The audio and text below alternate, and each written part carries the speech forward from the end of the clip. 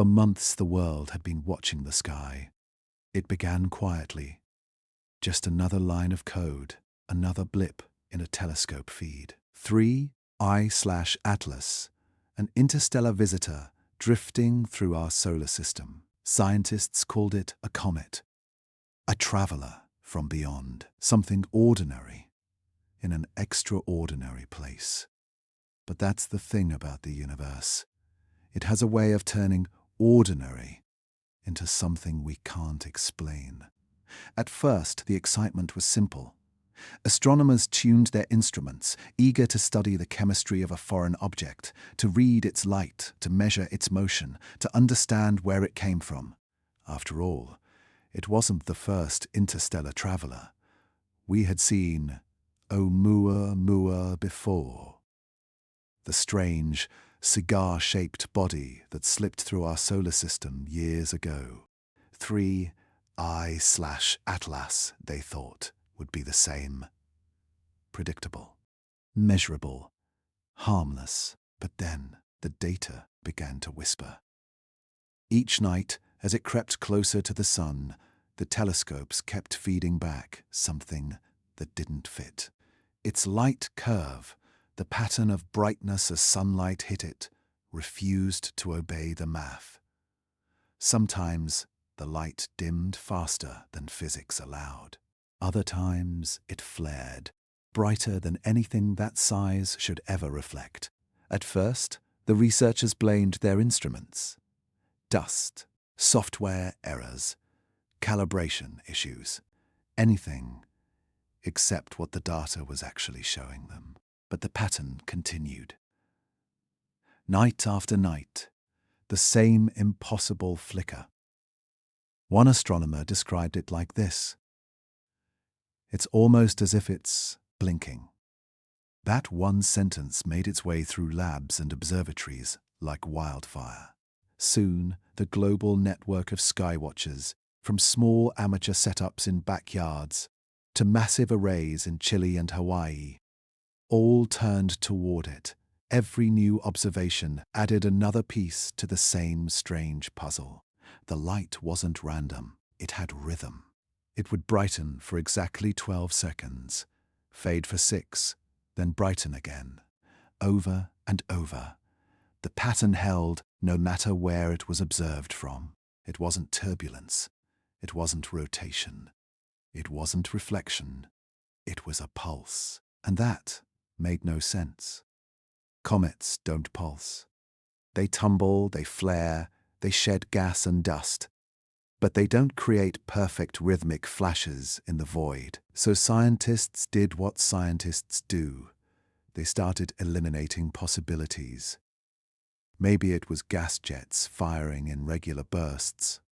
Maybe it was rotating at a very specific angle. Maybe the sun was interfering somehow. But none of the models matched what the data showed. Every simulation failed. Every variable broke down. And slowly, the scientific curiosity began to turn into something else, a quiet discomfort, because the deeper they looked, the stranger it became. When 3I/Atlas approached perihelion, its closest point to the sun, everyone expected the usual behavior. A bright, predictable flare, as ice vaporized and the tail grew long and luminous. But this time, the brightness dropped. It dimmed, almost as if the object didn't want to be seen. The sun's light was blasting against it at full force, but it absorbed more than it reflected. For a few brief hours, the object vanished from visible observation completely. It was like something turned off the lights. Then, without warning, the flicker returned, brighter, sharper, more deliberate.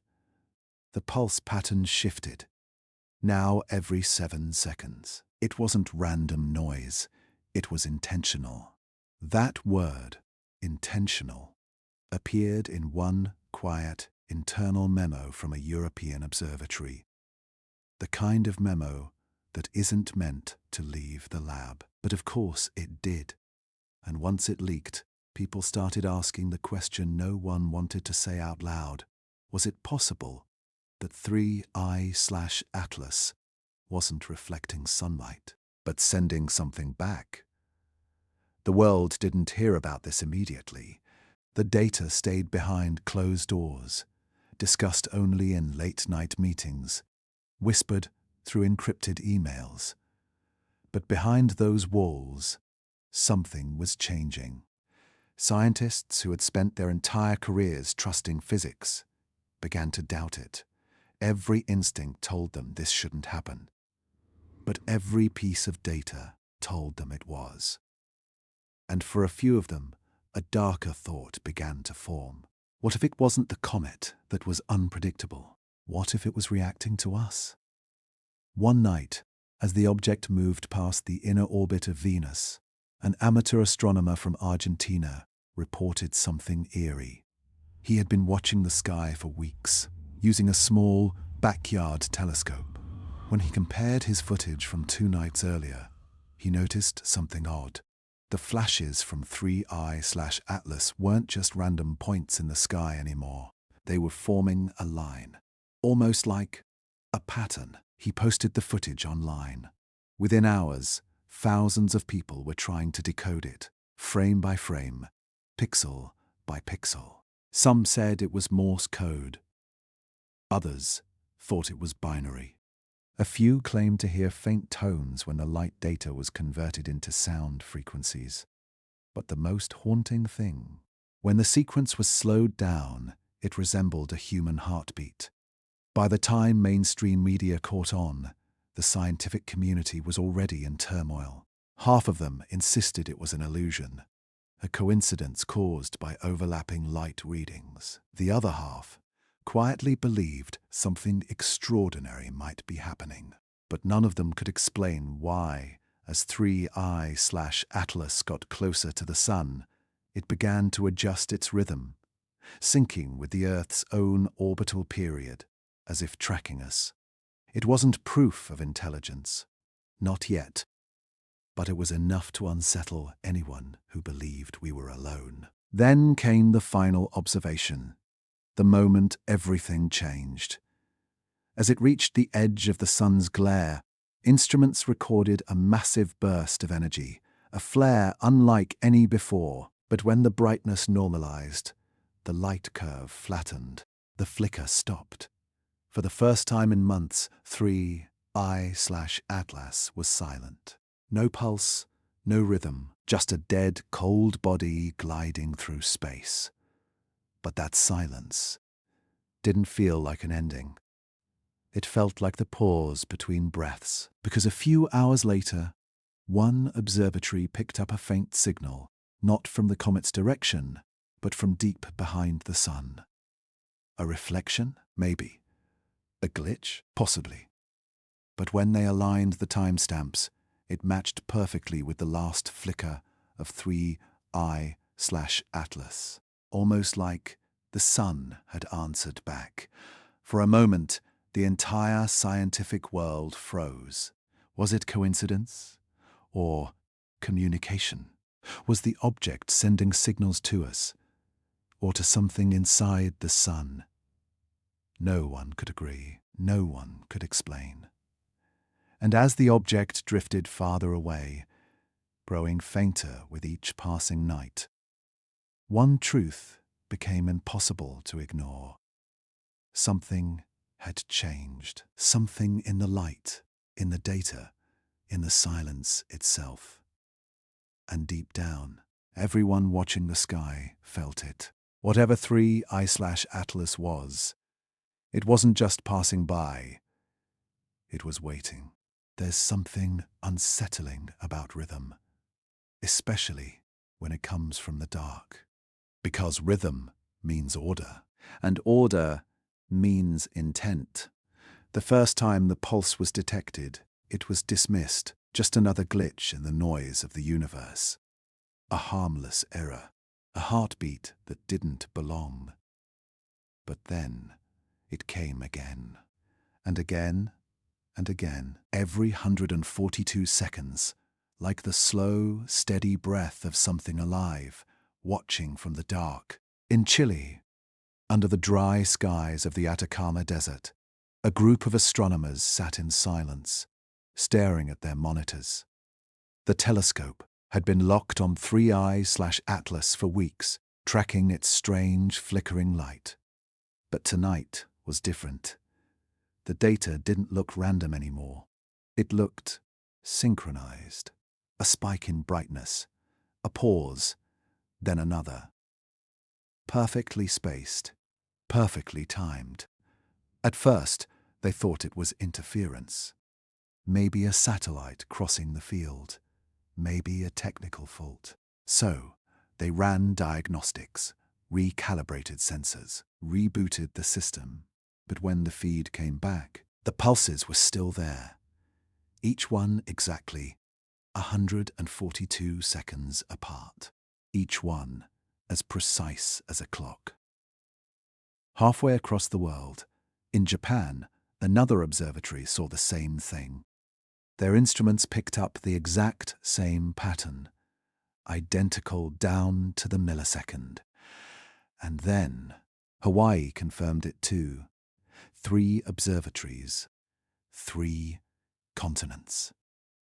One signal, coming from a comet that shouldn't even know what time is. For a few hours, the world of astronomy went silent. Emails flew between research teams. Some thought it was coincidence. Others knew better. No natural object behaves like that. No comet keeps perfect time. The lead researcher in Chile, Dr. Alvarez, described the moment she realized what she was seeing.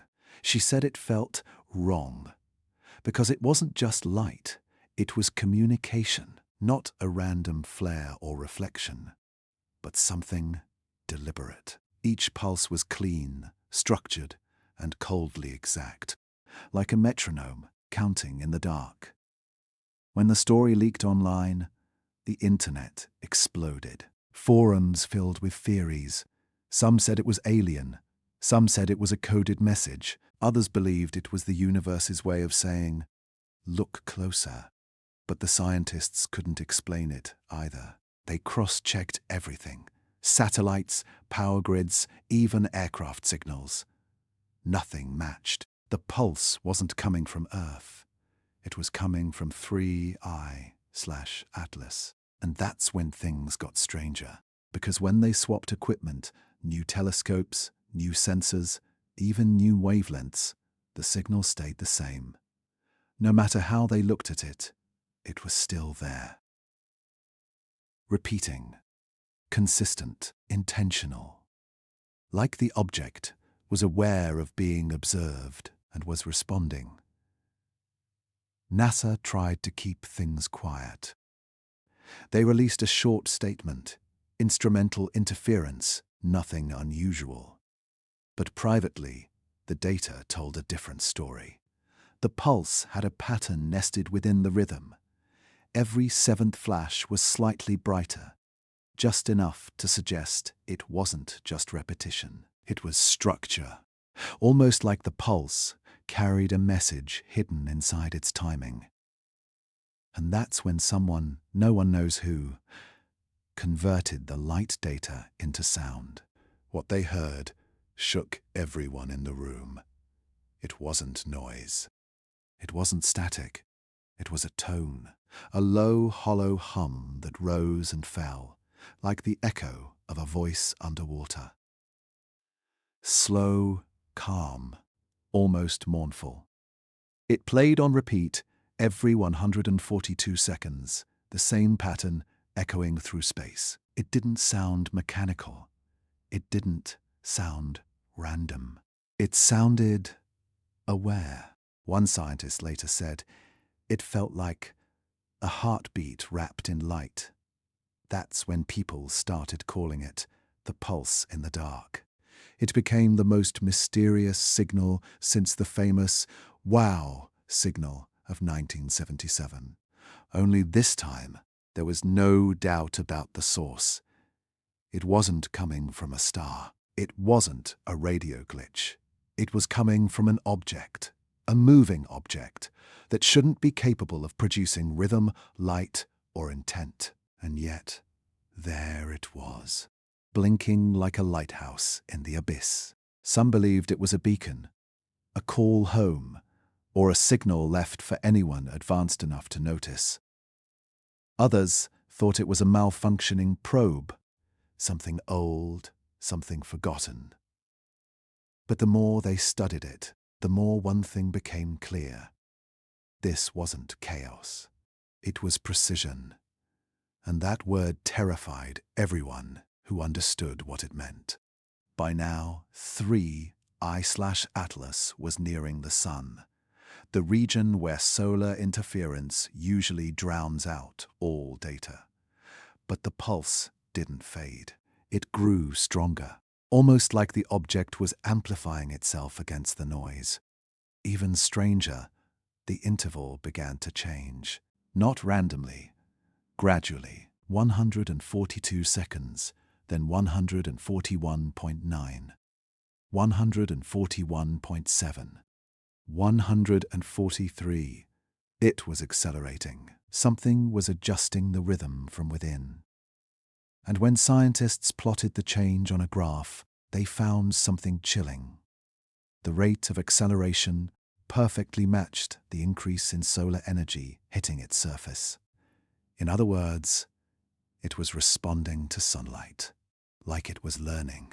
That discovery broke every model, every explanation. Because a rock doesn't adapt, a comet doesn't react, and nothing in space should know how bright the sun is, unless it wanted to. Late one night, a technician in Japan noticed something eerie on his monitor. When he zoomed in on the light data, frame by frame, he saw the pulse flicker between two brightness states that, when translated into binary, formed a repeating sequence. 1010101. Simple, primitive, but deliberate. The first number humans ever used to represent communication. Binary. And suddenly, the silence of the universe didn't feel silent anymore. When word spread to other observatories, fear began to ripple through the scientific community. Because now, the question wasn't what it was who. Who, or what, was trying to speak. But before they could decode the message, the pulse stopped. Just stopped. No warning, no fade. One moment it was there, bright, steady, rhythmic, and the next, nothing. The monitors went flat. The sky went quiet. It felt like a door had closed. And somewhere deep inside, every scientist watching that silence felt the same thought forming in their chest. A thought too heavy to say aloud. Maybe it had heard us too. For hours they kept scanning, searching, waiting for it to come back. And just when everyone began to give up, the signal returned. Faint, distorted, but real. Only now, it wasn't coming from the same place. It was coming from behind the sun. That's when they realized. This wasn't just a comet passing through. Something was guiding it. Something intelligent enough to control its light, its rhythm, and its silence.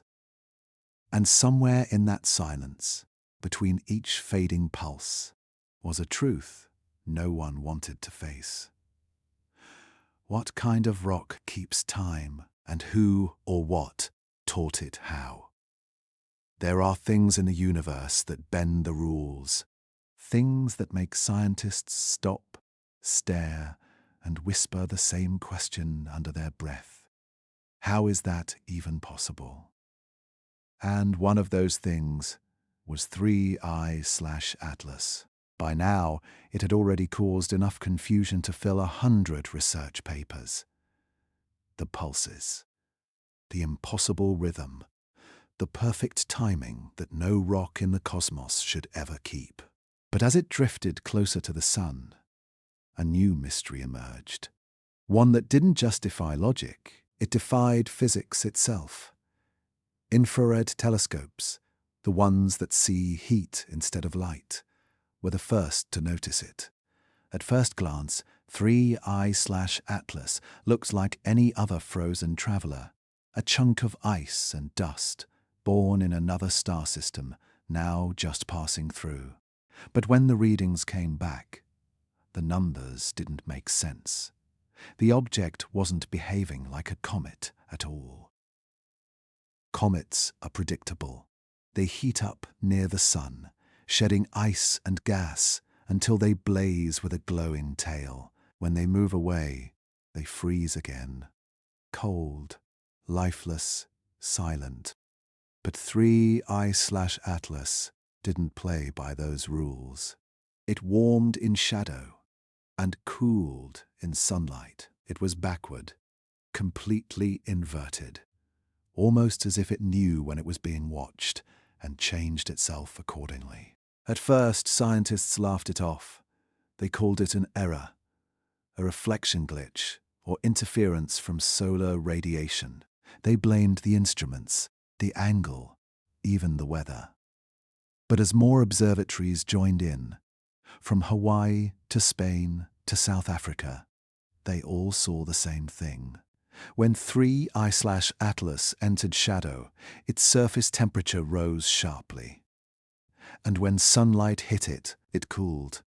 The effect wasn't random. It followed a precise rhythm, like the heartbeat of a machine.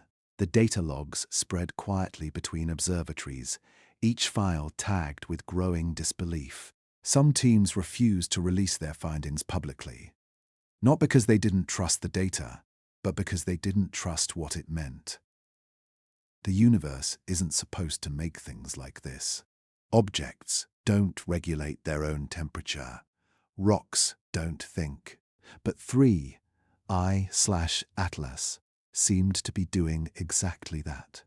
One scientist compared the heat pattern to a thermal shield, the kind used on spacecraft to protect internal systems. The temperature fluctuations were too clean, too smooth to be natural. It wasn't chaos, it was control. Each rise and fall looked engineered, as if something inside was maintaining a constant environment, protecting a core from something outside. The more they studied it, the less it felt like a comet, and the more it resembled a machine. That idea, that single, terrifying idea, started spreading through the community like static.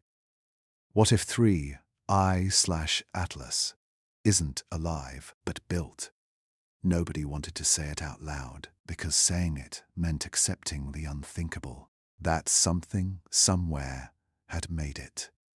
In a quiet control room in Chile, a researcher named Valentina stayed late one night, staring at the thermal maps. She wasn't supposed to be working alone, but she couldn't stop herself. There was something hypnotic about the data, the way the heat moved across the surface like breathing. It wasn't random. It flowed, cool to hot, hot to cool, over and over. It was as if the object wasn't just regulating itself. It was responding to something, maybe to us. The next morning, Valentina noticed something chilling. The pulse, that mysterious rhythm of light detected weeks earlier, was perfectly synchronized with the heat cycle. Every 142 seconds, the brightness spiked, and exactly at that same moment, the temperature shifted. It wasn't two separate phenomena. It was one. Light and heat, moving together. Like two systems working in harmony.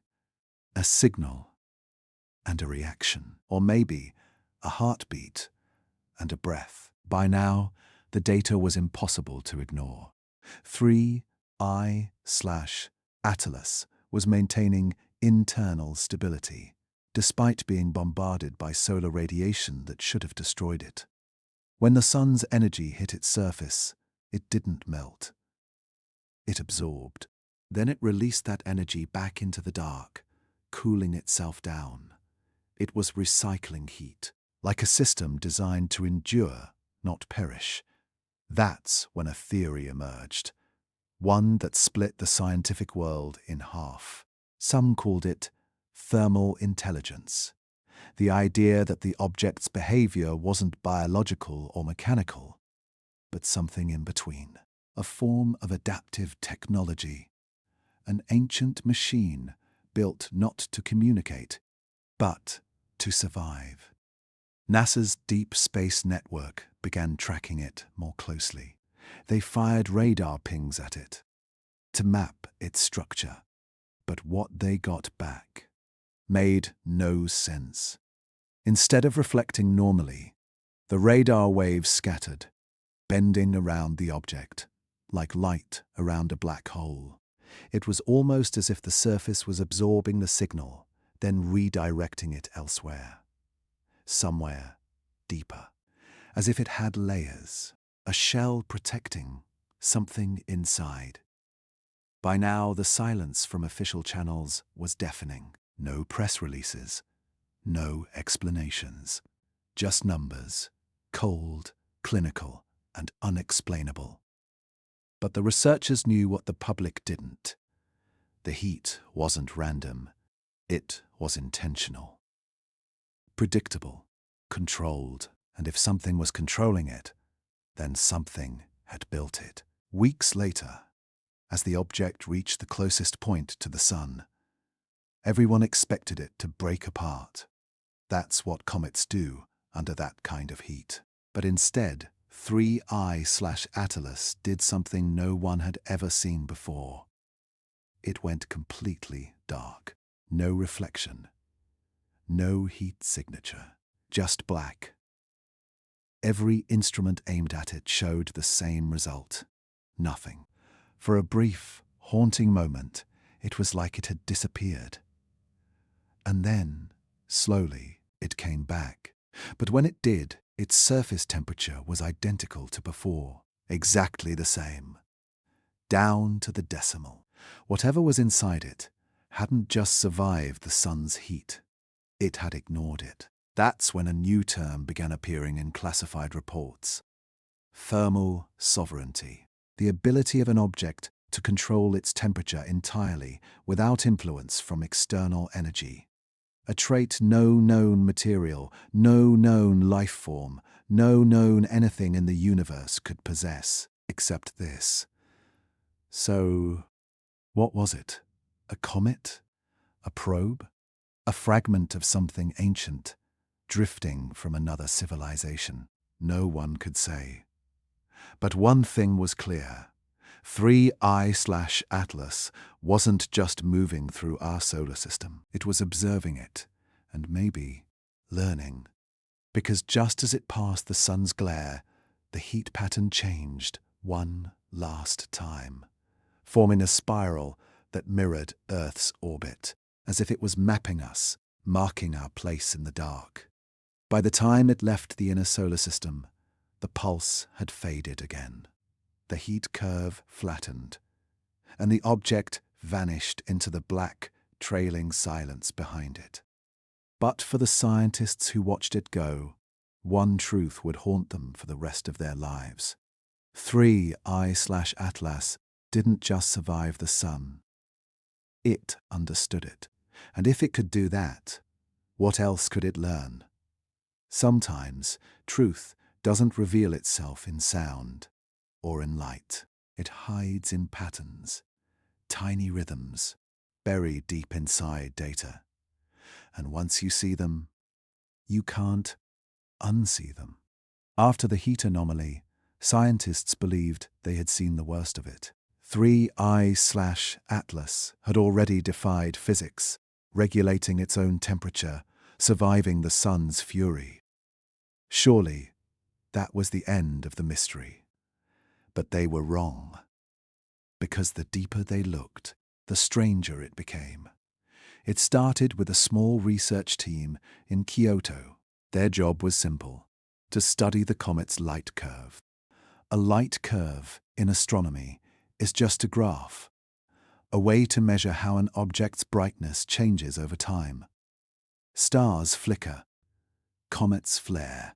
It's a signature, a heartbeat. And if the heartbeat is steady, it's natural.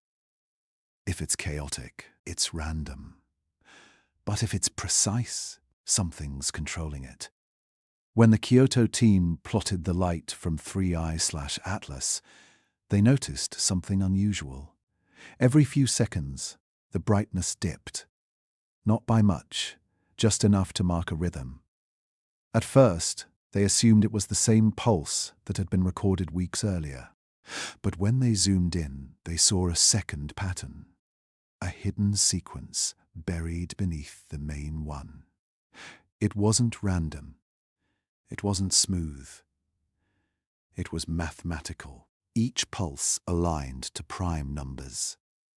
2, 3, 5, 7, 11, 13, 17.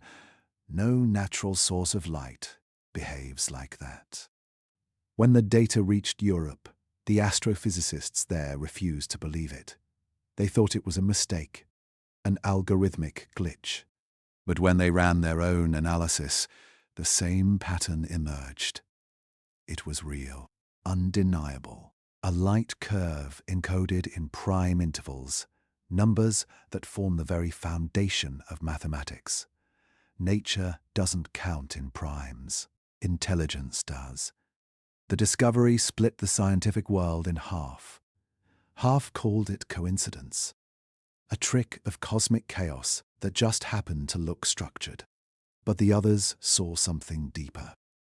They saw intention. Because the prime sequence wasn't just random spacing, each pulse increased in brightness at specific points, forming a spiral when plotted in three-dimensional space. A logarithmic spiral. The same spiral found in galaxies, hurricanes, seashells, even fingerprints. But this one wasn't expanding outward. It was tightening, turning inward, like something was descending. In one lab, a researcher named Dr. Scars Harris described it best. He said, "It's like watching a fall, slowed down into light. Each pulse traced a perfect curve, a spiral of light, collapsing into itself, repeating every 142 seconds, over and over. Not orbiting, not spinning, falling, descending toward something. NASA's data confirmed it soon after. When they modeled the light in motion, it mimicked the trajectory of a controlled descent. Not a comet drifting under gravity, but an object guiding itself, lowering its position in exact mathematical increments. It was as if 3I/Atlas wasn't orbiting the sun, it was approaching it. And that changed everything. A comet can't control its descent. A rock can't plan its motion, but this one could. The light pattern wasn't just pretty, it was a flight path, and it led straight toward the sun's upper atmosphere, the very place no natural body should survive. So the question spread through every observatory, every data lab, every control room. Why would something head straight into the sun on purpose? In Hawaii, the team at Mauna Kea Observatory noticed something even stranger. The intensity of the pulses began to change, as if reacting to observation itself.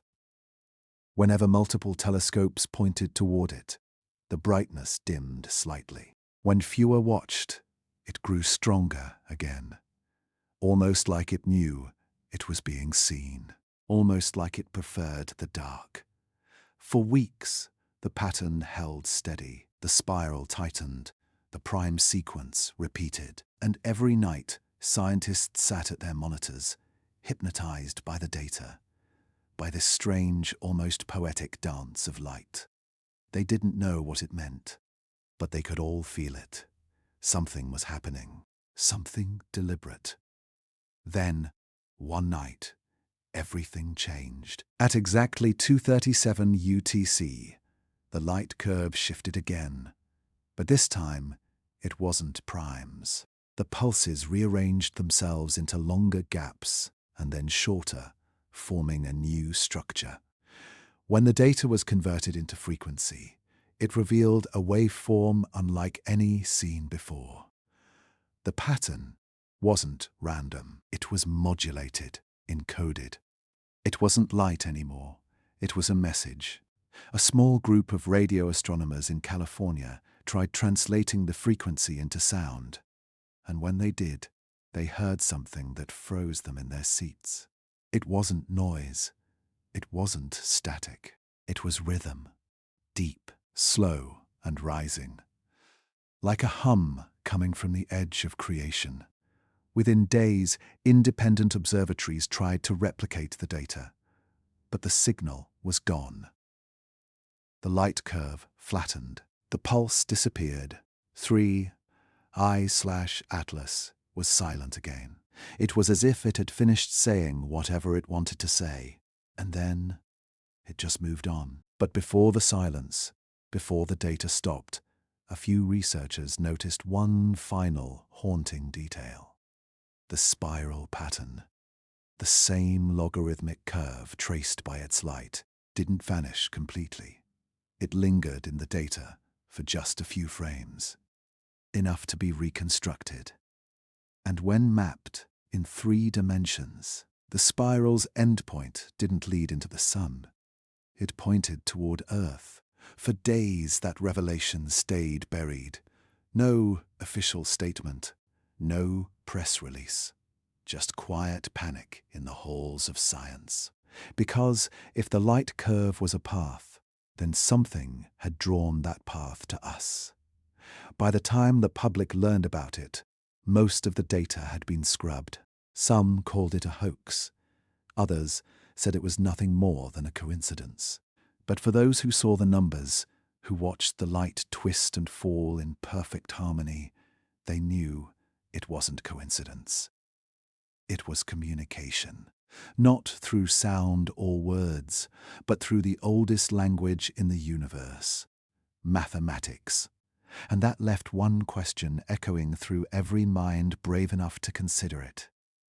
If something out there is counting in primes, if it's tracing spirals that end with us, then maybe it isn't just watching the sun. Maybe it's waiting for a response. Sometimes light hides the truth instead of revealing it. And when it came to 3I/Atlas, that truth was buried beneath a mirror. By now, the world's telescopes had spent months studying it, tracking its pulse, decoding its light curve, and questioning whether it was alive or built. But the closer scientists looked, the more the universe seemed to twist the knife. Because the next anomaly didn't come from its rhythm or its path. It came from the light itself, the way it reflected. Every object in space has a kind of fingerprint, a spectral signature. It tells us what it's made of, how old it is, even how long it's been exposed to the void. Comets, for example, are dull, dark, and rough. They scatter light unevenly, like ash or rock. But when they aimed their instruments at 3I/Atlas, that rule broke apart. The surface gleamed. Not like ice, not like dust, but like metal. At first it seemed impossible. Space is brutal. Radiation, micrometeorites, temperature swings that can shred steel apart. No known metal could stay reflective for long, not out there. And yet, 3I/Atlas shone like a liquid mirror, smooth, polished, untouched. It didn't just reflect light, it bent it. When sunlight hit its surface, it didn't scatter randomly. It curved, redirected, as if guided by intention. It was as though the object didn't just exist in the light. It was controlling it. At the European Southern Observatory in Chile, scientists ran spectral analysis to identify the material. The readings came back wrong. Every known element reflected light at predictable wavelengths. But 3I/Atlas returned a signature that didn't match any element on the periodic table. It wasn't aluminum. It wasn't titanium. It wasn't anything we've ever used to build anything. Instead, the reflection behaved like a fluid, shifting intensity across its surface as if it were alive. And then came the strangest discovery of all. Its reflectivity was changing mid-flight. When Earth-facing telescopes observed it, the surface brightened, nearly doubling in intensity. But when the same measurements were taken from the opposite side of its orbit, it dimmed, almost matte, nearly invisible. That meant it wasn't just reflecting light. It was deciding what to reflect, as if it knew it was being watched. NASA called it the reflectivity problem. A nice technical name for something that scared everyone who understood what it meant. Because if an object can control how it appears, then every image we've taken of it, every reading, every number, could be a lie. Some began to wonder if 3I/Atlas was projecting something, a kind of camouflage, a reflection of what it wanted us to see. And that idea changed everything. Because if the surface wasn't natural, if it was adjusting its brightness, its albedo, even its texture mid-flight, then we weren't looking at a comet. We were looking at a machine that understood perception. To test the theory, researchers began using polarized light, beams that interact differently depending on surface materials. When they did, the illusion cracked. For the first time, they saw what might have been beneath that mirror-like skin. The polarized readings revealed faint geometric patterns, straight lines, sharp angles, features no natural rock formation could ever produce. It was subtle, almost ghost-like, but there it was, structure, something built. But just when it seemed they were close to uncovering the truth, 3I/Atlas changed again. Its reflectivity dropped sharply, nearly to zero. It became darker than coal, absorbing nearly all incoming light. The instruments could barely track it. In a single day, the most reflective object in the solar system became invisible. It wasn't a failure of technology. It was deliberate. The object had turned itself off. Days passed. Scientists stared at blank monitors, desperate for something, anything, to appear. Then, without warning, the brightness returned. But not to where it was before. The object had repositioned itself, and now it was reflecting sunlight directly toward Earth. It was so bright that even amateur astronomers could see it through small telescopes, a blinding flash in the dark, pulsing every few seconds. It wasn't a coincidence. It was aimed. Theories exploded overnight. Was it signaling? Was it scanning? Was it communicating? Or worse, was it disguising something even larger behind that mirror? Because when they analyzed the brightness more closely, the light intensity didn't just fluctuate randomly. It followed a pattern, the same prime number rhythm from before, encoded again into the reflection itself. It wasn't just responding to sunlight. It was modulating it. And here's where things turned truly unsettling. When scientists mapped the reflected light in all directions, they found something horrifyingly precise. The strongest reflection wasn't aimed at the sun. It wasn't aimed at Jupiter or Venus.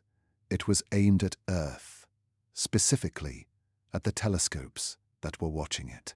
Every time a new observatory turned toward it, the reflectivity shifted slightly, as if tracking each new gaze. It was aware of observation, like an eye that blinked when you looked too long. By now, most major agencies had gone silent. No public statements, no press briefings, just speculation. But deep inside the data archives, One report began circulating quietly. It suggested that the surface of 3I/Atlas wasn't reflecting sunlight at all, but re-emitting it, absorbing light, storing it, then releasing it in controlled bursts, almost like a recording device or a signal repeater. Something built to see, to listen, to remember. Late one night, a team in Arizona tried an experiment. They fired a directed laser beam toward its projected path, a harmless pulse, just to see if it would respond. For 10 minutes, nothing happened. Then, the object flared once. Not brighter, not chaotic, just a single flash, perfectly timed with their signal, and then silence. They tried again. No response. It had acknowledged them once, and then ignored them completely. For days afterward, the reflection grew weaker, fainter, until 3I/Atlas faded from sight again, swallowed by the glare of the sun. Some said it was gone. Others said it was still there, just invisible now. But before it vanished completely, satellites caught one final glimmer, a soft, perfect mirror flash that lasted exactly 1 second. When they analyzed the timestamp, it matched the exact moment Earth rotated into sunrise, as if the object was mirroring us.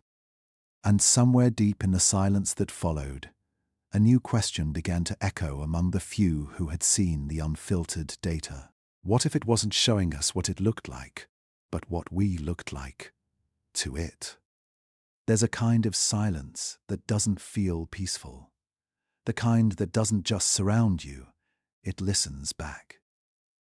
That's the silence scientists met when 3I/Atlas reached its closest point to the sun, a silence so deep it made the universe feel alive. For weeks, radio telescopes across the world had been tracking the object non-stop, from California's desert valleys to the frozen plains of Siberia. Every second of data was precious, because once 3I/Atlas passed behind the sun, they would lose contact, cut off by the star's radiation and magnetic noise. But no one expected what came next. On the morning of perihelion, the object's nearest point to the sun, the signals stopped. Every single radio telescope across every continent went dark. Not static, not interference, just nothing. A pure, perfect blackout. At first, everyone assumed it was solar interference, a flare or an electromagnetic surge. It happens sometimes.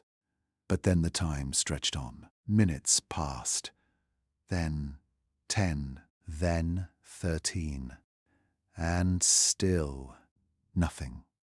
Not even background radiation. The cosmic hum that never goes away. The universe itself felt like it had gone silent. In control rooms around the world, scientists sat frozen. All they could do was wait, watch their monitors, and wonder. For 13 minutes, humanity's ears went deaf to space. And when the silence finally broke, everything changed. The first transmission came from a radio dish in South Africa. It wasn't data at all. It was confusion. Because when the signal returned, 3I/Atlas wasn't where it was supposed to be. It had moved, not drifted, moved. Its new trajectory didn't match any gravitational model. It hadn't been pulled or pushed. It had turned. A maneuver, and not a small one. The calculations showed a course correction so precise it could only have been guided. No natural object does that. No comet adjusts its path with that kind of intent. Something, or someone, had piloted it. When the data reached NASA, the disbelief was immediate. They checked every variable: solar wind, gravitational perturbations, even the possibility of an impact with a smaller asteroid. Nothing explained it. The object had performed a controlled deceleration, slowed down, rotated slightly, and changed direction, as if executing a maneuver planned long before it even entered our solar system. And the timing, that's what chilled everyone most. The blackout lasted exactly 13 minutes. The same amount of time it would take for an object that size to rotate one full turn on its axis. It was like those minutes of silence were the machine's way of recalibrating. They called it the 13-minute gap. Every observatory around the world recorded it. The same silence, the same duration, down to the second. It wasn't random. It was synchronized, as if something had silenced the sky on purpose. A coordinated pause across the entire electromagnetic spectrum. No signals out, no signals in. Just the stillness of a machine deciding what to do next. When communication returned, the first few minutes of data looked normal. Solar radiation, background static, cosmic noise. Then, in one narrow band of frequency, something appeared. A single tone. Steady, low, repetitive. At first, it looked like interference. A harmonic echo. But when they isolated it, the tone resolved into a perfect mathematical pattern. 13 repeating intervals. 13 seconds apart. The same number as the blackout. It wasn't random. It was a message. Or maybe an acknowledgement. Somewhere in that moment, disbelief started to fade. The question shifted. It wasn't what was 3I/Atlas anymore. It was who. Because the data didn't just suggest control. It proved intention. The trajectory change was smooth, graceful, the kind of precision no natural process could mimic. To change its orbit that cleanly, it would need propulsion, or something far more advanced, something that didn't push through space, but reshaped it. In Japan, a team of astrophysicists began running simulations. What kind of energy could move an object like this so efficiently? The results were almost absurd. Whatever it used didn't match any known propulsion signature. No thermal plume, no chemical trace, not even a hint of radiation. It didn't burn energy. It folded it. The best explanation they could come up with was silence, a propulsion method so advanced it left behind no trace at all. Movement through stillness, power through absence. They called it null drive. And if that was true, then 3I/Atlas wasn't a comet. It was a machine. But if it was a machine, it had a purpose. And the way it moved, away from the sun, then slightly upward, out of the ecliptic plane, suggested that it wasn't random exploration. It was repositioning, observing. It had entered our system quietly. Let us watch it. Let us analyze it, then disappeared behind the sun and come out somewhere new, almost like it had learned what it needed to know. One scientist described it as an intelligence hiding behind physics. Every move was subtle, every anomaly wrapped in just enough coincidence to be deniable. It was never overt, never loud, just silent precision. The kind that makes you realize the smartest things in the universe probably don't need to announce themselves. By now, conspiracy theories were everywhere. People claimed the blackout wasn't natural at all, that something had been transmitted during those 13 minutes, something the agencies refused to share. Some said it was a message to the sun, others that it was a signal to something waiting beyond it. But the official response was simple. There was no evidence, no message, just missing data. 13 minutes of silence that no one could explain. Yet, behind closed doors, that wasn't what the scientists were saying. Because when they examined the data right after the blackout ended, they found something hidden deep inside the static. A faint, rhythmic distortion that looked eerily familiar. It wasn't noise. It was pulse data. The same 142-second rhythm that 3IATLAS had emitted before. But now, the pulse was stronger, and it wasn't coming from the object anymore. It was coming from the sun. Somehow, during those 13 minutes of silence, the rhythm had shifted sources. The machine hadn't sent a signal. It had transferred one. And now, the sun itself was echoing it back. For the first time in recorded history, scientists began to ask a question that no one wanted to ask out loud. Did something just connect with our star? And if so, what exactly was the sun responding to? As 3I/Atlas drifted away into the outer dark, its reflection faded one last time. No light, no pulse, no sound. Just that haunting question left behind in the data. Who or what was piloting silence? There's something haunting about watching something leave, especially when you know it's not coming back. For months, the world had watched 3I/Atlas, that strange, silent traveler, move through our solar system like a question we couldn't answer. It had pulsed. It had reflected. It had vanished behind the sun. And when it returned, everything had changed. Its path, its light, its silence. Nothing about it followed the rules anymore. Normally, when an object swings around the sun, it slows down, the same way a stone does when thrown into orbit. Gravity takes its toll. Energy bleeds away. Momentum fades. But 3I/Atlas didn't slow down. It sped up. At first, the data didn't make sense. The trajectory showed it leaving the sun's influence faster than before, accelerating as if something had given it a push. Only there was nothing behind it. No jets of gas. No debris trail. No gravitational assist from any planet. It wasn't being pushed. It was propelling itself. That realization sent ripples through the scientific community. Some refused to believe it. They said it was a data error, a miscalculation, a fault in timing. But one by one, observatories confirmed it.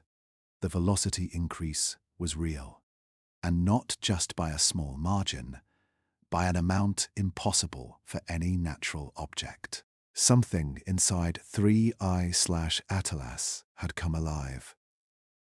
Then came the second shock.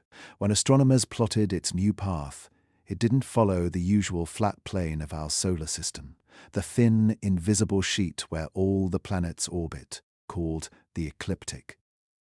Instead, it was climbing, upward, toward what they call interstellar north, the direction above our solar plane, leading out into the cold, starless dark.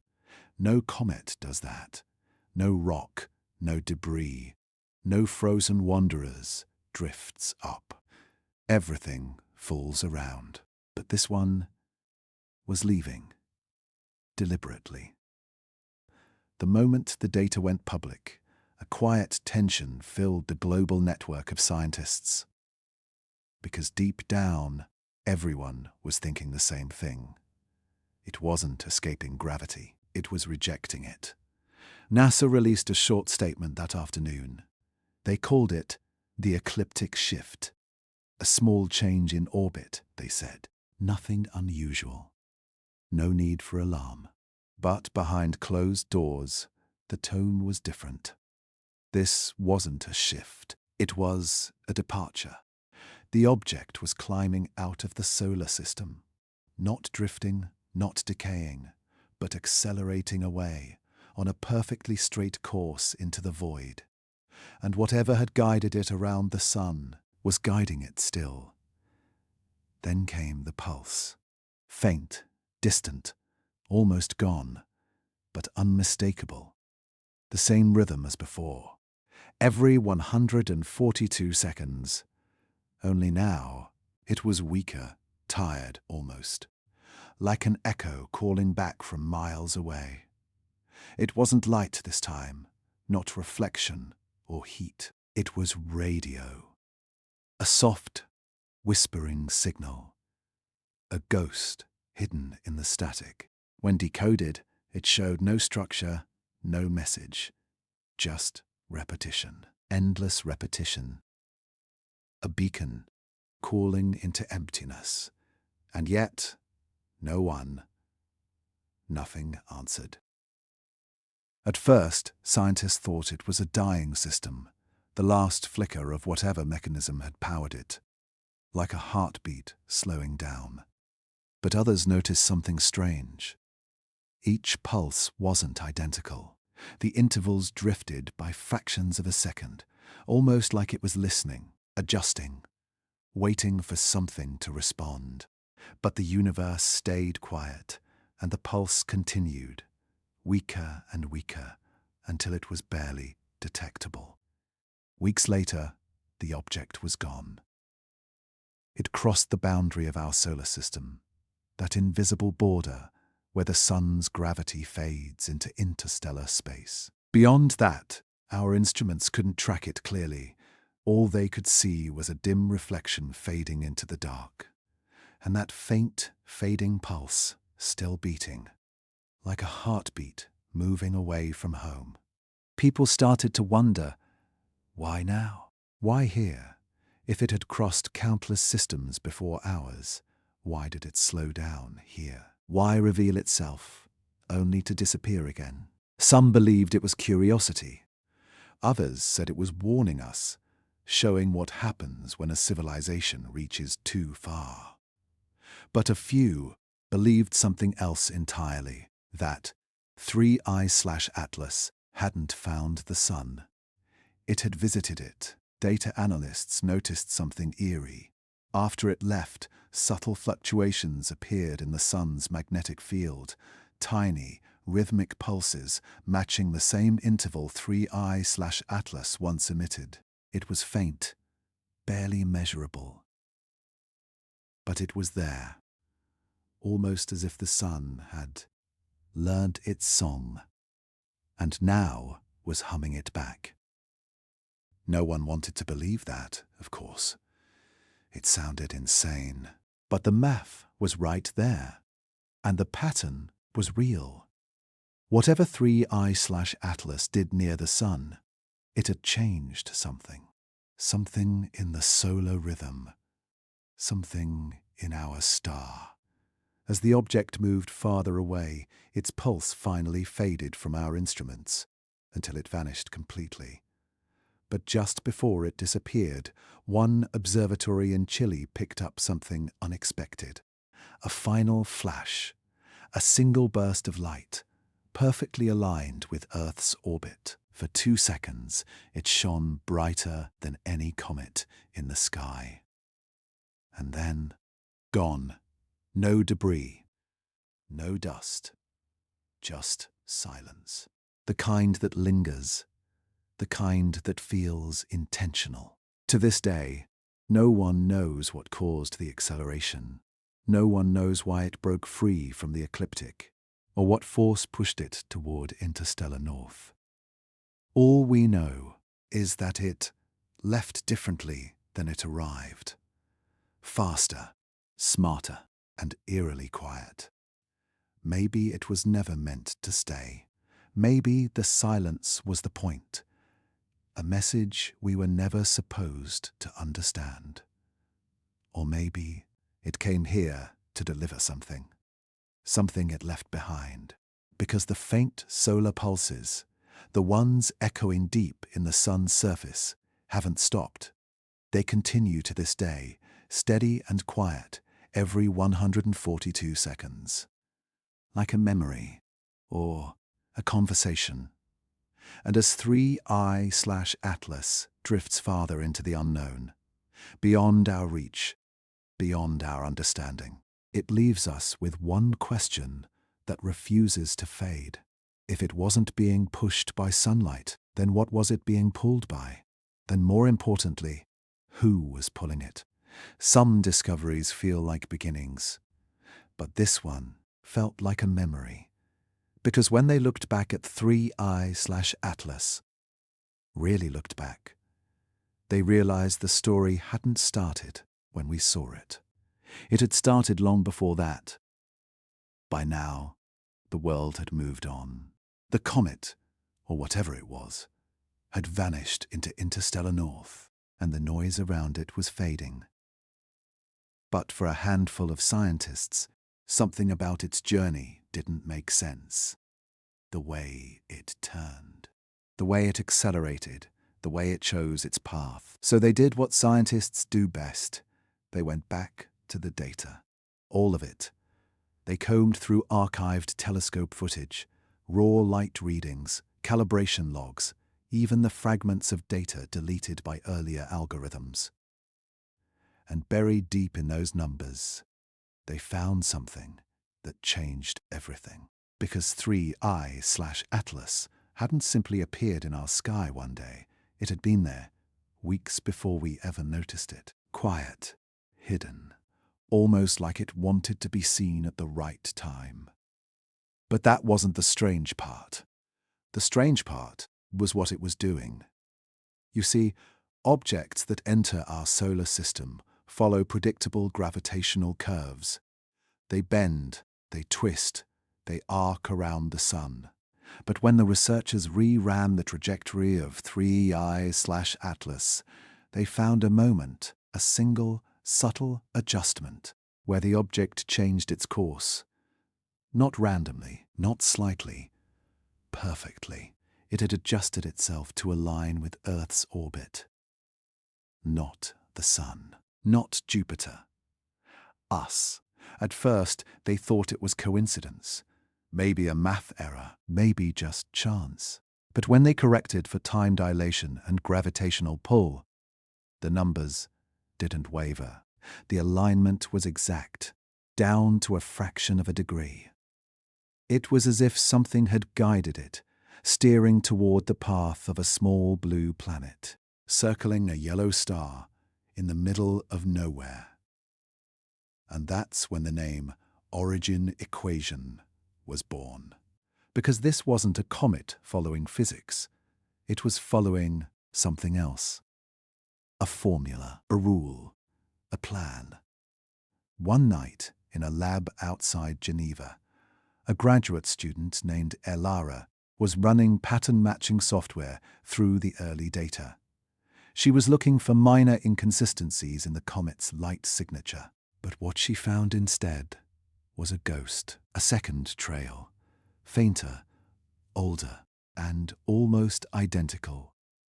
It appeared for just a few frames, weeks before 3I/Atlas entered the system, a whisper of light, moving along nearly the same path, but slightly ahead.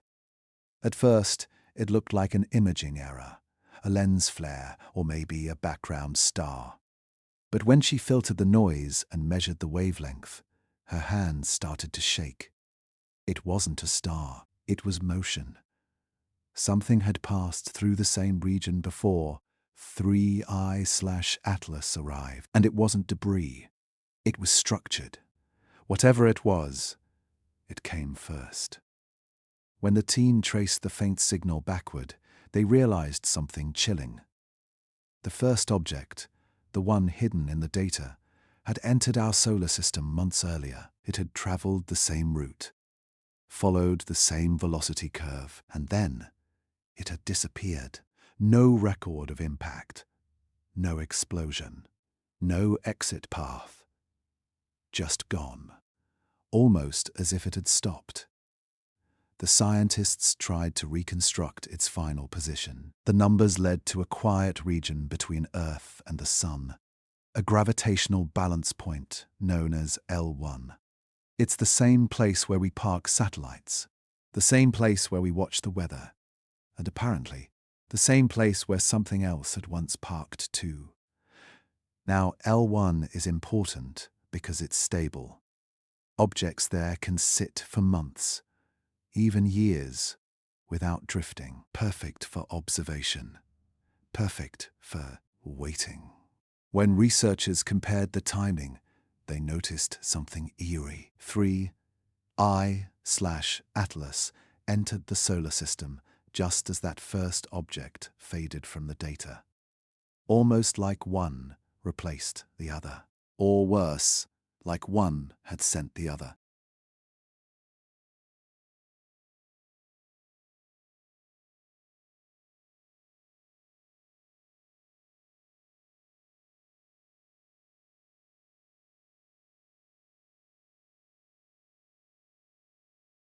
The deeper they dug, the more the data began to look deliberate. The two trajectories weren't just similar, they were mathematically linked. If you overlaid the paths, the second, 3I/Atlas, moved in a perfect offset, like a shadow following a dancer. It was mirroring the first one's every move. And when the paths were combined, they formed a geometric shape, a helix, a spiral of two threads winding together. The same spiral seen in 3I/Atlas's light curve months earlier. Coincidence? Maybe.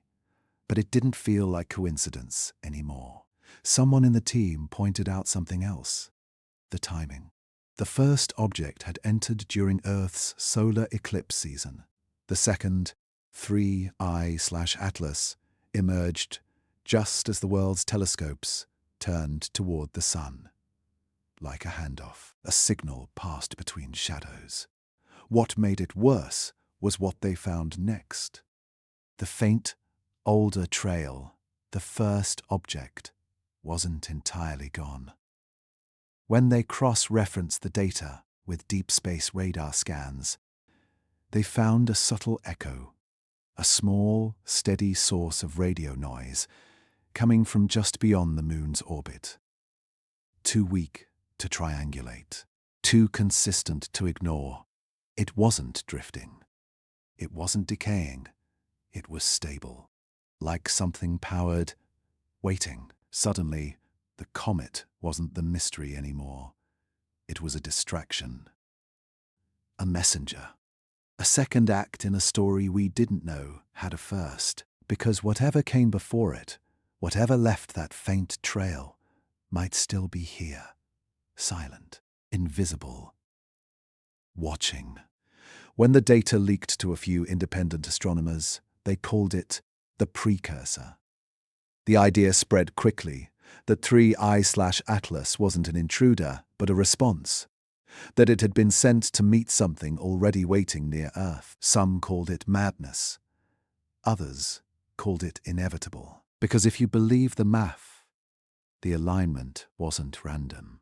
It was perfect, a pattern built on ratios, phi, pi, e, the fundamental constants of life, orbit, and growth. The same constants that appear everywhere in nature. Almost like the universe was signing its name. So now the question wasn't just where 3I/Atlas came from, but what it came for. Was it searching for the first one? Was it following it home? Or was it here to retrieve it? In the end, the researchers stopped talking publicly. Their data was sealed, their servers disconnected from the network. But in the silence that followed, a few quiet signals kept appearing on private channels. Simple, coded, repeating every few hours. 3 tones, 1 pause, then 2 more. When translated into binary, it spelled a single word: origin. And somewhere out there, beyond the pull of our sun, something faint and patient drifts through the dark, following a path it seems to know by heart. Not lost, not random, just waiting for us to finally solve the equation. They say the universe is silent, that space is a vacuum, cold, empty, and still. But maybe silence isn't the absence of sound. Maybe it's something that listens back. It started small, barely noticeable. After 3I/Atlas disappeared beyond the sun, its faint pulse still echoed through data streams, that soft, rhythmic signal repeating every 142 seconds.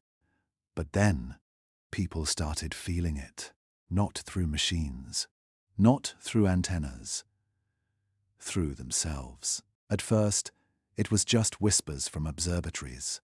Astronomers spending long nights beside their instruments began reporting strange sensations. Pressure in their skulls, a faint hum deep in the back of the mind. Not sound, not tinnitus, something else. They described it like standing beside a massive engine you couldn't hear, but could feel. A vibration that existed somewhere between the ears and the imagination. When they moved away from the telescopes, it faded. When they came back, it returned. Something was resonating. At one observatory in Chile, an engineer named Luis kept a journal. He wrote that every night, when the pulse data arrived, the silence in the room changed. He couldn't explain it. The air didn't move, but it felt heavier, like static before lightning. He tried covering his ears. He even unplugged the instruments once, just to see if the feeling was in the room or in his head. The hum didn't stop. He said it was like the signal wasn't coming from the machine anymore. It was inside it. Across the world, similar reports began surfacing. At first, no one connected them. Isolated stories from scientists who hadn't slept in days, working too hard, imagining things. But when the same experiences were reported in Japan, Hawaii, France, and India, the pattern became impossible to ignore. The pulse wasn't just data anymore, it was presence.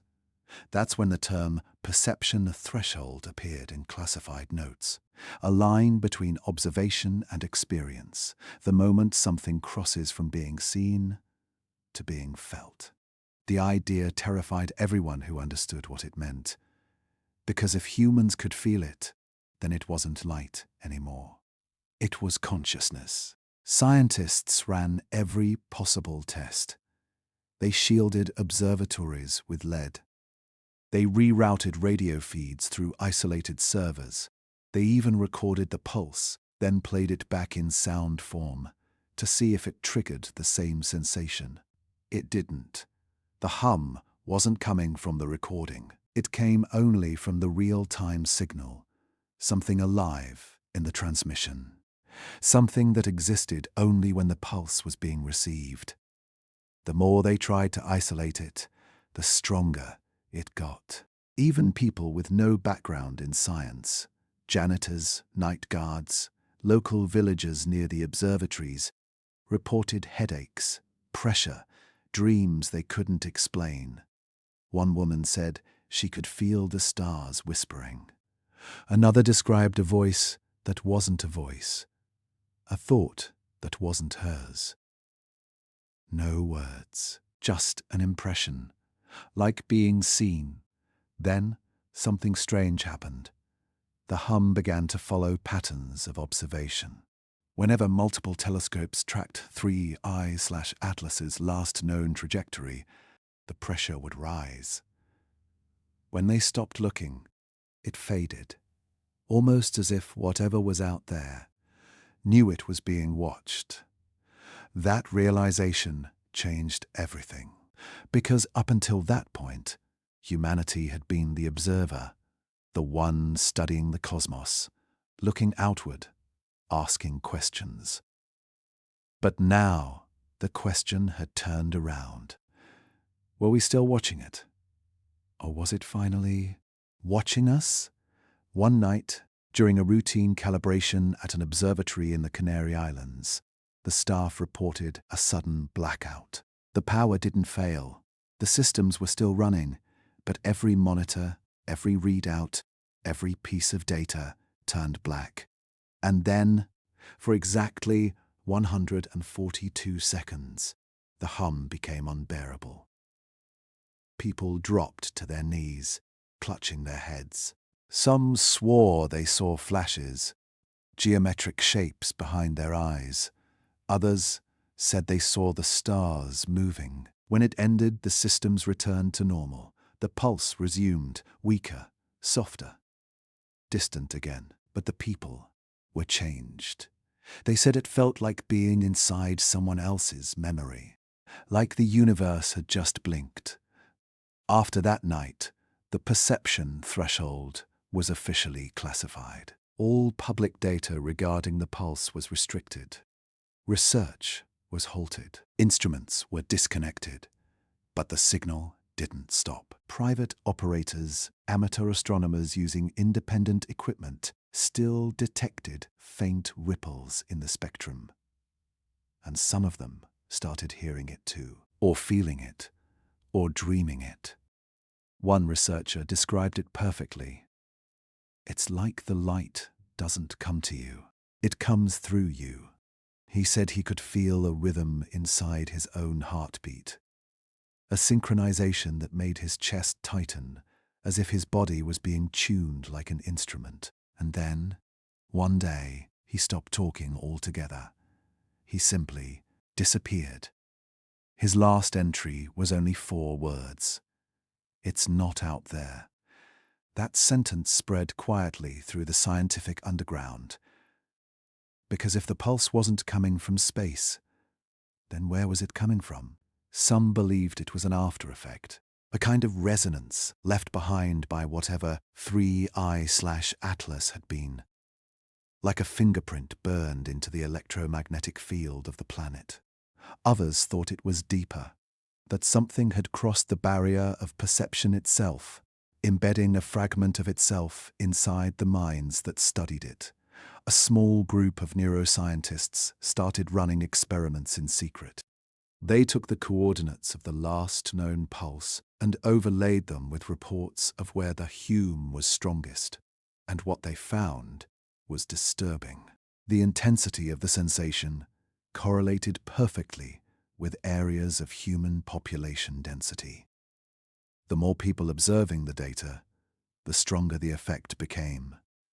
Observation wasn't just recording the phenomenon anymore. It was feeding it. That's when a chilling theory began to circulate among those still studying it. What if 3I/Atlas didn't come here to send a message, but to open a channel? A two-way bridge between observer and observed, between perception and presence. And every time we tried to measure it, every time we looked closer, felt more deeply, we weren't discovering it. We were becoming part of it. In the months that followed, reports of the hum slowly faded. Maybe it stopped. Maybe people just stopped talking about it. But those who experienced it said one thing never went away: the feeling that they weren't alone in their own thoughts anymore, that somewhere, buried in the quiet, something was still listening. And sometimes, if you sit in silence long enough, you can almost hear it breathe. There's a moment in every great mystery when the question stops being, "What is it?" and quietly becomes, "What does it want?" That moment came the day scientists realized 3I/Atlas was no longer just reacting to light. It was responding to us. By now, the world had nearly forgotten. Months had passed since the strange object left the sun's glare. Its pulse had weakened. Its trail had faded. To most, it was just another space anomaly, catalogued, studied, and forgotten. But deep inside observatories and data labs, a handful of researchers kept listening. They couldn't let go. Something about the silence didn't feel like an ending. And then the silence broke. It started as a faint flicker, a returning light curve from deep beyond Saturn. At first, it looked random, static in the dark. But when the readings stabilized, the pattern was unmistakable. 3I/Atlas was pulsing again, only this time the rhythm was different. It was slower, steadier, almost familiar. The data team ran frequency analysis, comparing it against everything they had on record: solar cycles, planetary rotations, magnetic oscillations. Nothing matched until one of them, almost jokingly, compared it to Earth's rotation. And then the room went silent, because the match was exact. The pulse of this object, millions of kilometers away, was beating in sync with the turning of our own planet. One rotation, one pulse, every 24 hours. It had learned our rhythm. The discovery sent chills through everyone who understood the implications. This wasn't coincidence. It wasn't physics. It was awareness. Something out there had watched us long enough to understand how we moved, not just through space, but through time itself. It had learned the tempo of our world, the rhythm of our days and nights, and now it was mirroring it. For weeks, the pulses continued.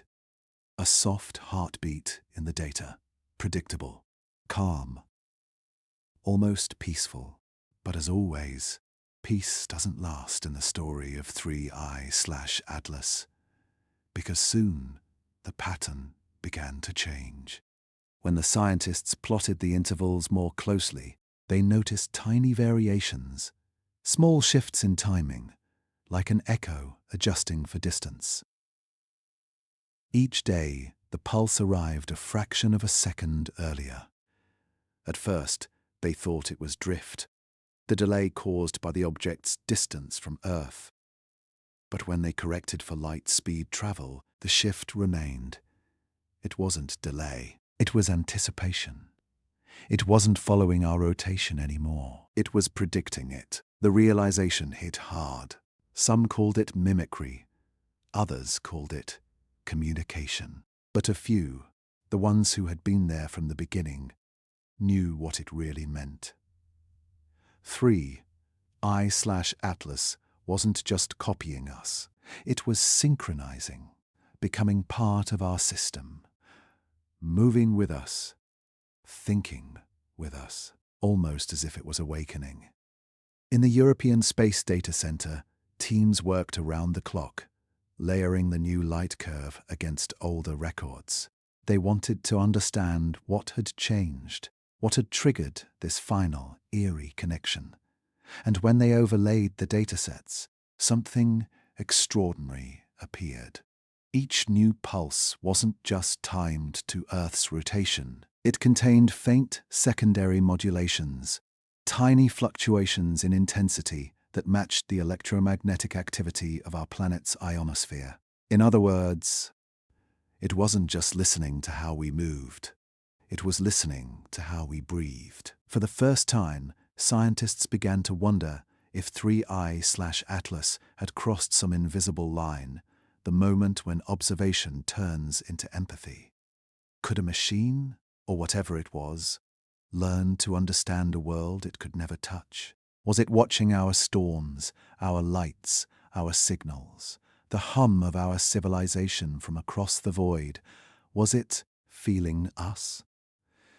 In private meetings, the tone shifted. No one was laughing now. No one was calling it coincidence. The object had mirrored the sun's energy once. Now it was echoing Earth's. Two celestial bodies, two patterns of life, one entity connecting them. The symmetry was too perfect to ignore. Then came the final transmission. It happened quietly, late at night, at a small observatory in Argentina. The team was tracking the pulse in real time when it suddenly changed, becoming faster, sharper, louder. The data spiked for 12 seconds straight.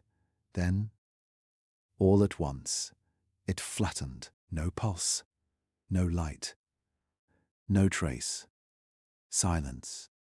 When the readings were analyzed, the final sequence of pulses formed something new, a waveform unlike anything in the previous months of data. It wasn't random. It wasn't mathematical noise. It was a pattern, dense, layered, and complete, almost like a signature. And then it was gone. The object slipped beyond Neptune's orbit, crossing into the far edges of the solar system. No further signals, no more light, just that final burst.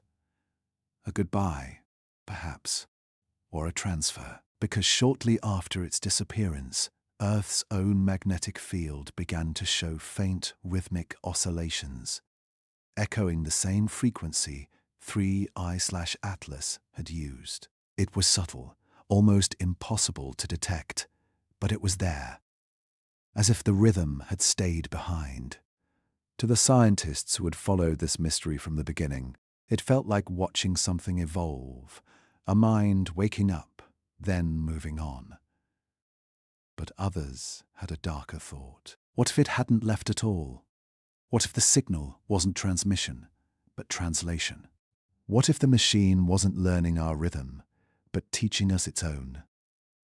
Because after the pulse vanished, some researchers reported strange new interference in global radio networks.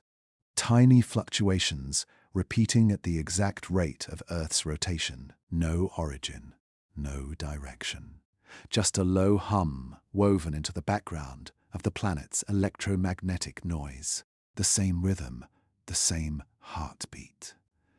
3I/Atlas lived on in the silence. One scientist described it perfectly in his final report before retiring. He wrote, "It didn't come here to communicate. It came here to connect, and it left a piece of itself behind. Not in our machines, but in our sky." To this day, that subtle resonance still hums through the background data of our world. It's faint, almost imperceptible, but it's there, a pulse that matches our spin, our orbit, our time. As if something far away learned who we were and decided to keep the beat. And maybe that's what the awakening really was. Not a signal, not a warning, but a synchronization, a bridge between what we are and whatever waits beyond the dark. Sometimes, silence doesn't mean it's over. Sometimes, silence is what happens after something has changed forever. It had been months since the last pulse from 3I/Atlas faded into the dark beyond Neptune. Most people had moved on. The scientists, the journalists, the late-night theorists. The mystery had slipped quietly into the archives of forgotten phenomena. Another unexplained blip lost in the noise of the universe. But then, without warning, something impossible happened. The pulse came back. Only this time, it wasn't coming from deep space. It wasn't from a comet. It wasn't from any machine we knew. It was coming from the sun. At first, it was so faint no one noticed. A series of tiny fluctuations buried deep in solar telemetry. The kind of background static that usually gets filtered out. But one engineer at the Solar Dynamics Observatory saw the pattern. A rhythm, one spike every 142 seconds. Over and over. The same frequency that once defined the heart of 3I/Atlas. It was unmistakable. When she cross-checked the data with old comet readings, the match was perfect, down to the microsecond. The sun was pulsing, and not just anywhere. The rhythm was coming from a single region near its equator. A bright, persistent flare pattern that shouldn't exist. It wasn't random. It was synchronized, as if something or someone had taught the sun how to keep time. At first, the scientists refused to believe it. Solar behavior is complex, chaotic. Millions of moving parts interacting in unimaginable ways. Patterns like that don't just appear, and certainly not ones that mimic the signature of a vanished interstellar object. But the data didn't lie, and soon multiple observatories confirmed it. Every 142 seconds, the sun whispered. It started small, a minor oscillation in the corona, too subtle for the naked eye. But within days, the pulse deepened. It spread. Solar winds began to fluctuate in rhythm. Radiation levels rose and fell like a steady breath. For the first time in recorded history, our star had a heartbeat. NASA called an emergency session. They ran simulations, examined magnetic activity, solar cycles, anything that could explain the pattern. Nothing fit. It was as if the sun had learned something new, something it wasn't supposed to know. And then, quietly, a question began to form, one that no one wanted to ask out loud. What if the pulse wasn't just a reflection? What if it was a response? Think about it. 3I/ATLAS had come close, impossibly close, to the sun's surface before changing its path. For 13 minutes, every radio telescope on Earth went dark. 13 minutes of perfect silence. And when the silence ended, 3I/ATLAS was different, alive in a way no rock or ice should ever be. Then it left, and now, months later, the sun was echoing its rhythm. Was that silence a blackout or a conversation? No one had answers. But the implications were staggering. If the object had truly communicated with the sun, what had it said? Or worse, what had it taught it? Solar physicists began noticing new anomalies, tiny fluctuations in energy output that didn't fit any model. It wasn't dangerous yet, but it was strange. Every time the 142-second pulse peaked, solar radiation spiked in the same harmonic frequency that once defined 3I/ATLAS's signal. It was almost like an imprint, like the sun had remembered. Some called it the echo effect. Others, more poetically, called it the echo of truth. Because if this was an echo, then it meant there was once a sound, something spoken across the void, something our star had heard. In the months that followed, the pulse didn't fade. It became part of the sun's rhythm, steady, patient, consistent.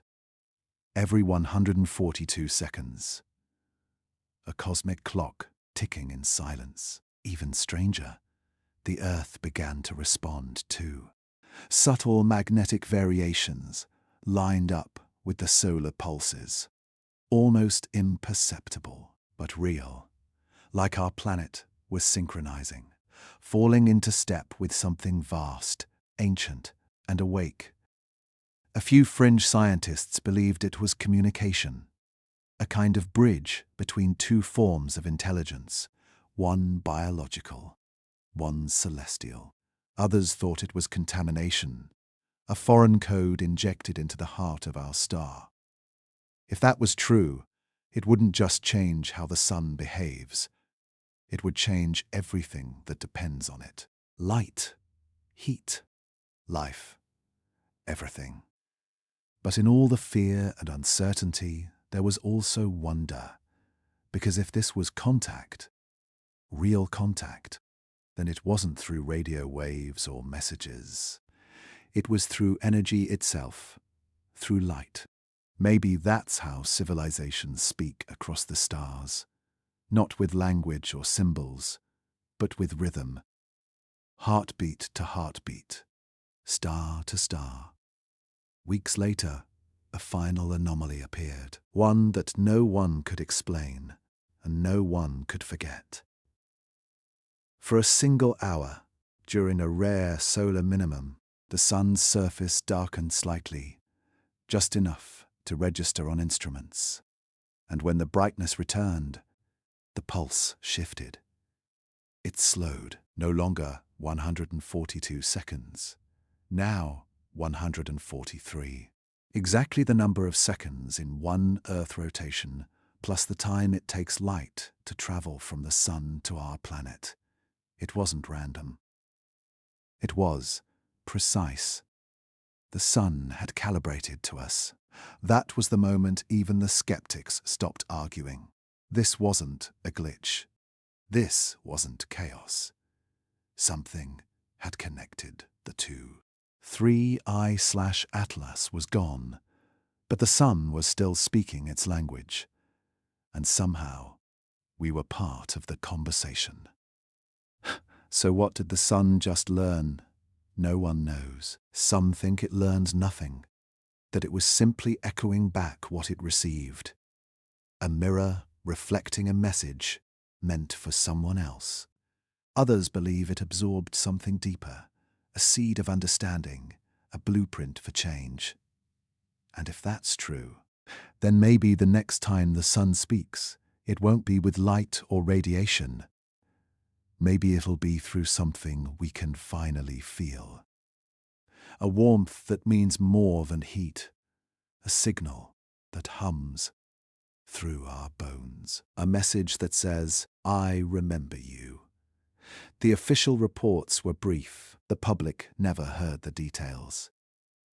But in the quiet halls of research centers around the world, scientists still watch the pulse, still track that heartbeat, still wait for the next change. Because somewhere, buried in the glow of our own star, there's a rhythm that doesn't belong to it. A rhythm that came from something far away. Something that might still be out there, listening, waiting, and one day, perhaps, answering again.